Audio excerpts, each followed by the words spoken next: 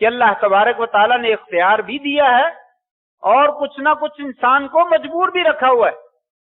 ہر چیز میں یہ خود مختار نہیں ہے، اس لیے ہر جگہ پہ اس کو منمانی کی اجازت بھی نہیں. انسان کو عقل سے نوازا، عقل کے ساتھ اختیار بھی دیا، اور اختیار کے ساتھ اللہ تبارک و تعالیٰ نے یہ بھی بتلایا کہ بعض معاملات میں تو مجبور ہے. انسان میں اور حیوان میں فرق کیا ہے؟ یہی فرق ہے. انسان کے پاس عقل ہے، حیوان کے پاس عقل نہیں. انسان کے پاس اختیار ہے، حیوان کے پاس اختیار نہیں ہے. اور انسان کو اپنے کیے کا کل جو ہے وہ حساب کتاب دینا ہے، جانور نے حساب کتاب نہیں دینا.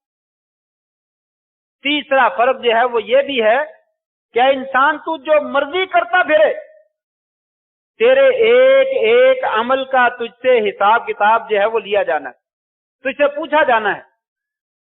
تیری زندگی ہم نے بیکار نہیں بنائی، تجھے عقل ایسے بیکار میں نہیں دی ہے، تجھے اختیار ایسے ہی بیکار میں نہیں دیا ہے. تجھ سے ایک ایک لمحے کا، ایک ایک وقت کا اور ایک ایک منٹ کا حساب کتاب لیا جانا.